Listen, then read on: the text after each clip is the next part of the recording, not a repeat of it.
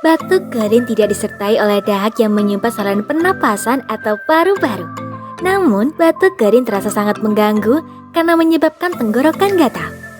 Kondisi ini membuat seseorang ingin batuk terus-menerus untuk meredakan rasa gatalnya. Hanya saja, batuk yang dipaksakan malah dapat membuat tenggorokan iritasi dan semakin kering. Tak hanya tenggorokan yang gatal, batuk kering juga dapat membuat dada terasa sesak. Jika dibiarkan begitu saja, batuk kering tentunya akan mengganggu keseharian dan membuat hal yang mudah seperti menelan menjadi sulit untuk dilakukan. Untungnya, batuk kering bisa diatasi dengan menggunakan bahan-bahan alami yang ada di rumah. Berikut beberapa obat tradisional untuk mengatasi batuk kering yang bisa dicoba. Teh dan madu.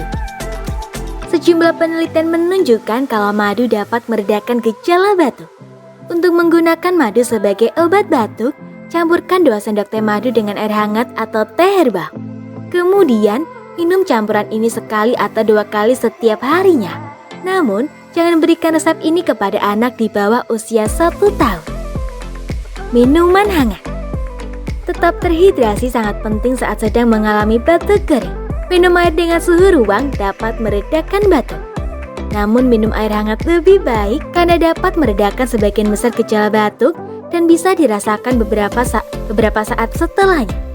Beberapa minuman hangat yang bisa dikonsumsi sebagai obat batuk kering yakni air putih, kaldu bening, ataupun teh herbal. Akar licorice. Minum teh yang terbuat dari akar licorice telah lama disebut memiliki efek menenangkan pada tenggorokan. Herbal ini sudah ada sejak 2100 sebelum Masehi, digunakan sebagai obat tradisional Cina untuk mengurangi rasa sakit dan meredakan batuk. Kunyit.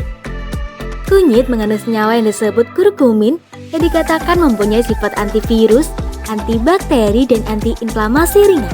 Rempah ini juga digunakan selama berabad-abad dalam metode pengobatan Ayurveda untuk mengobati penyakit saluran pernapasan. Thyme. Thyme sudah sejak lama digunakan sebagai obat tradisional. Ini karena dalam thyme terdapat senyawa yang disebut dengan thymol yang diyakini mempunyai efek antispasmodik yang membantu mengendurkan otot-otot di tenggorokan.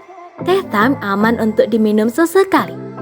Teh ini bisa dibuat secara mandiri di rumah dengan memasukkan 3-4 sendok teh kering dalam air mendidih.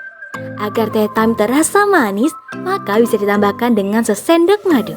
Semoga informasi tersebut dapat bermanfaat. Jangan lupa untuk klik subscribe untuk mengetahui video terbaru dari kami.